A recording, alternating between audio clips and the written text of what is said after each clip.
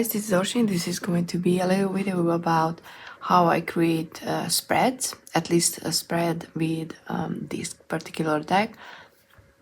I'm kind of in a mood right now to, come up with new spreads. Maybe it's because of the live we did on Elaine's channel when we created a new spread for the new year. I was just reminded how much fun it can be to come up with spreads, to tweak them, to test them, to look into them, and to use them more than once. So I was thinking, that a fun way can be for creating a spread is to use an oracle as a starting point. And what I was thinking about is first using these crystals, the stone deck, because I really like the text on that the cards have on it. It's easy because you don't have to use a guidebook, because the guidebook is pretty much the cards. So what I was thinking about, and I have 3 tarot decks and 2 oracles next to me ready to be used. So what I was thinking about is I will try to not to overdo, like overcomplicate this video for you guys because this is just an example. But I'm gonna pull a card, create a spread around it, and then read cards. I mean, obviously, show you what it actually would look like in a reading. So, okay, let's pull one card. Okay, let's go with this one, and I'll explain why I chose this deck in a sec. I mean, more in detail. It's because you can use the crystal itself. If you know blue calcite, that's our crystal for today. If you know the crystal, you can just use a deck that you feel that connects to the energy of the crystal. That could be something that you can use to create a spread, or you can go with something like, hey, this is a blue crystal. Do I have a blue boxed tarot, for example, or oracle? Because I have the Sacred Destiny, and that's already a starting point. If you want to come up with a new spread, I have a blue crystal, I have a blue box deck, so I know that I'm gonna use one card from that deck, for example, and then something like it. This particular card has the crystal's name, and then there's a little sentence in the bottom that you can usually use as an oracle, and this one is act on your dreams. So you can take away 2 things from here. You can have the position of acting, and we have our dreams. So we have, what am I supposed to do to be able to act on my dreams? That's already 2 positions that I can create with just from the tiny sentence at the bottom of the card. So I already have the blue, which is going to be the Sacred Destiny. I will use, I think, 2 tarot on the act and on the dreams, to clarify which dreams are we talking about and to see what I can do to act on them. But let's go a little further into the card. We have dreamy, calming blue calcite is the fresh from the meditation retreat, vision board making hippie of the calcite family. I mean, everything on that sentence. Maybe the fresh from the meditation retreat could be a position, like, what am I supposed to do to get started? Maybe it could be a little close to the act card, but we can create, I kind of feel like creating a 4 position, like spread for this one, like a 4 pillar, creating something stable, because dreams are, like all these wonderful things, but they are not as tangible as they need to be before we can realize them. So how about using the number 4 as a stabilizing number for creating a spread? And we're gonna pull the blue position as an advice card, because I like getting advice from, universe, whatever. That's gonna be the Sacred Destiny. And then I was thinking that the fresh from the meditation retreat could be a lesson learned. Which card am I supposed to? A lesson learned, and it's gonna be the joie de vivre. That we can incorporate reaching our dreams. And I'm gonna be using, let's go with the, should I use the dark mansion? Okay, am I even in frame? Not really. Okay, the cards are gonna be more in frame, you know, better than the box. Just, you know, the boxes are bigger. So I could use an oracle here as well. And you know what? I'm gonna use an oracle. I'm gonna be using the Queen of the Moon oracle to specify the dream. And, you know, if it's not obvious enough, we can always use the dark mansion to clarify.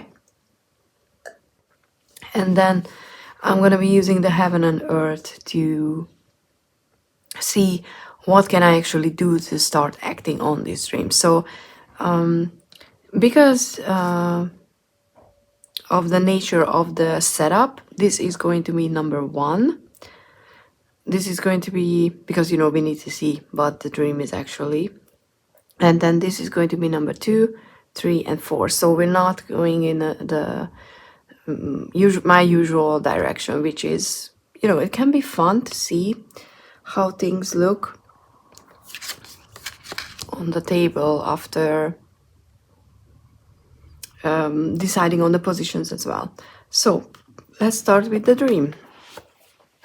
And obviously I'm doing it for the collective, so you know, this is just an example video. So if this dream is not it doesn't really make sense, then it's because I'm not doing it for anyone in particular. So because the point of this video is to actually create a spread. Okay, so we have our dream is discernment. Oh, I like that. So, and look at that blue. Oh, I like that. I like that. So the blue color is obviously important. Okay. Yeah, I'm not really seeing how I'm gonna fit into screen. Let's do this. This is the middle.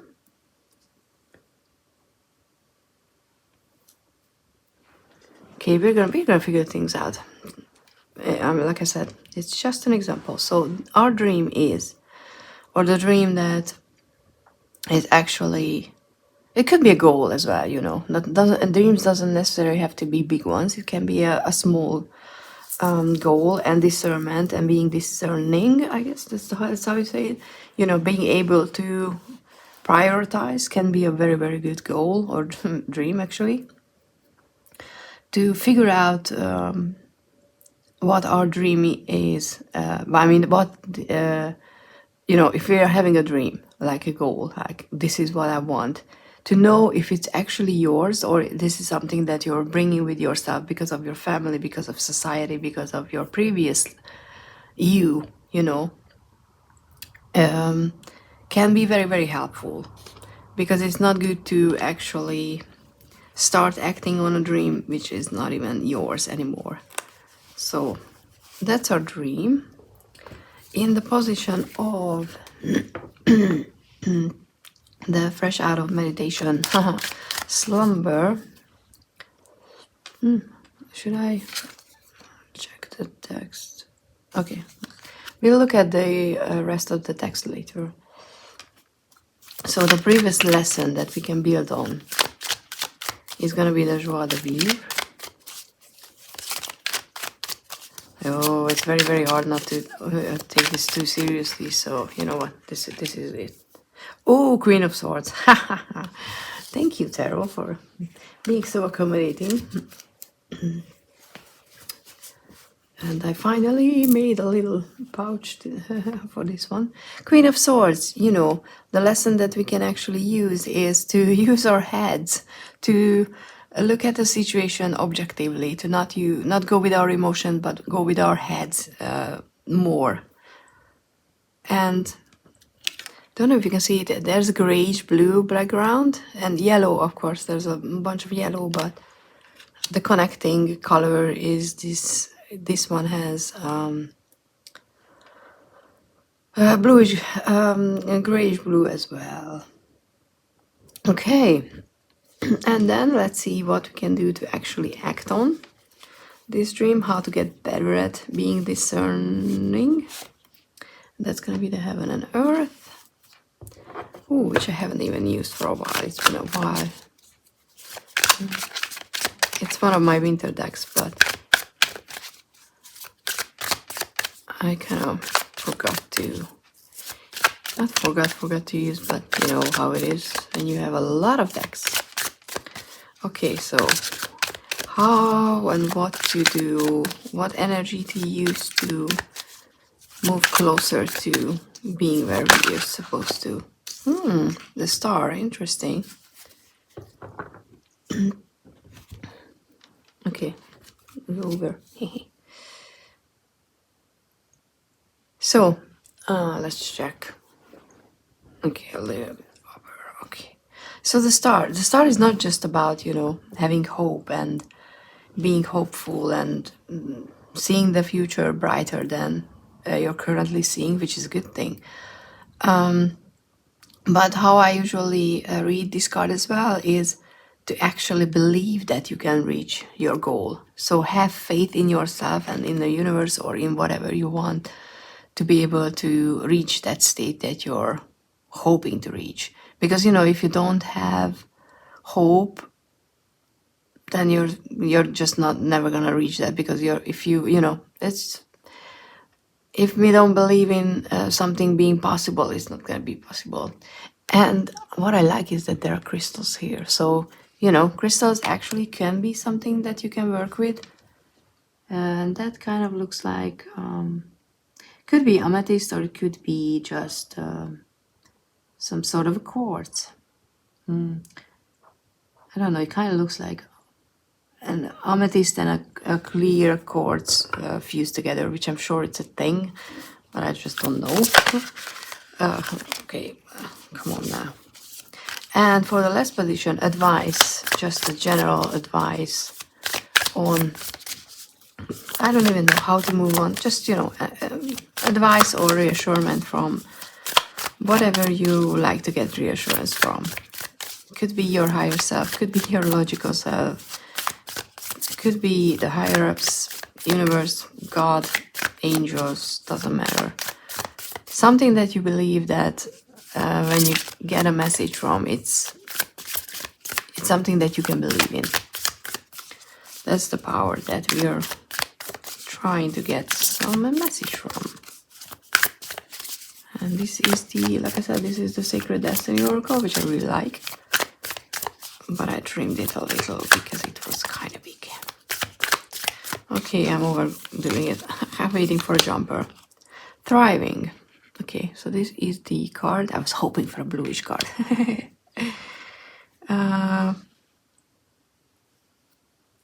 Okay, thriving. I think the thriving is all about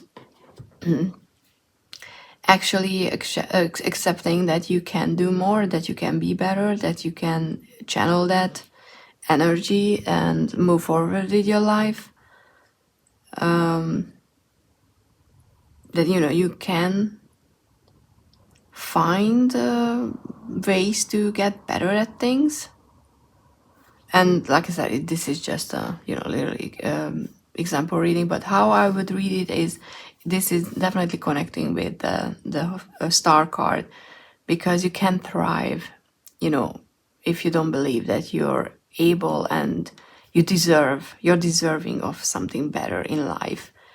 And maybe that's what the discernment card is all about, is finding the dream that you still want to hold on to, because even if a logical sense logical sense dictates that it's too big, or nobody like you ever did it, at least not where you live, then this is the time to actually believe in that dream, if it's coming from your soul or, you know, yourself. But it's, you know, it's connecting. Everything is always connecting, obviously, on the table. And if you want to do something with a spread like this, you can look at where certain people are looking. For example, the star and the giraffe on the thriving card are all looking at left, and traditionally looking at left is indicating of the past. So for me, that could be an additional message that, or way to interpret the spread, is because they are looking at the past, that there is something that you can use. You know, you're not moving forward without assessing the past, using what it was useful for you, and leaving there what belongs there, what's no longer, you know, part of your journey currently.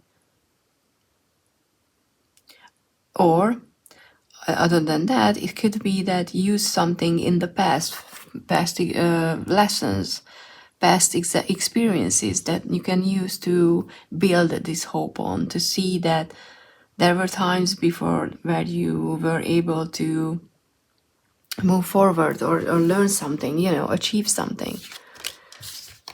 And this card also has something like, who needs it, you know, this card, this crystal. People who stare up at the ceiling worrying about the future at 3 a.m. When to use it? When stress is the enemy. Freaking out is not a prerequisite for accomplishment. Yes, you know, use your head, be in your logical side more than in your emotional one. Deadlines aren't death sentences. Shouldn't be.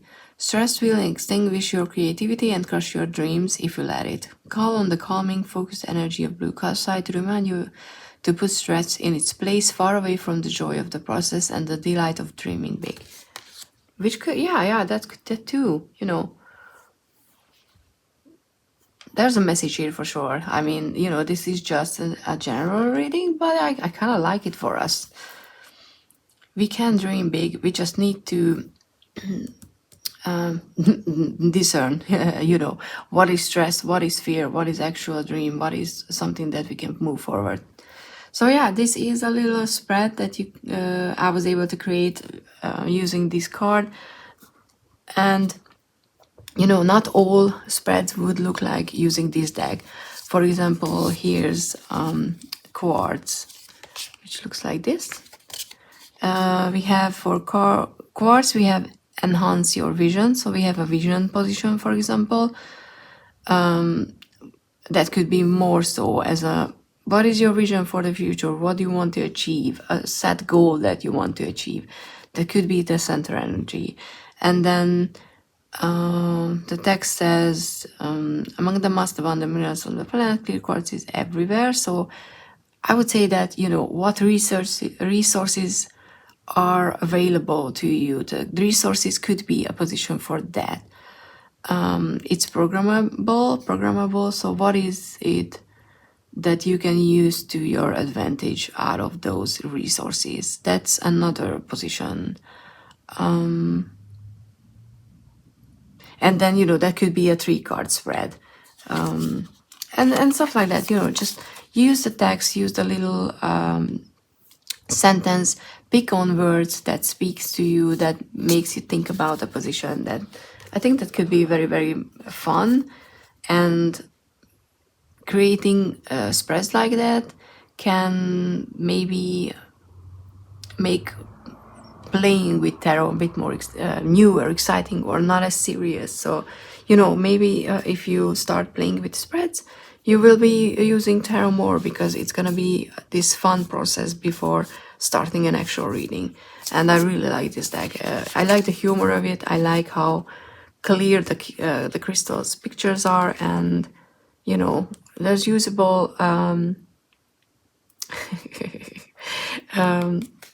text here.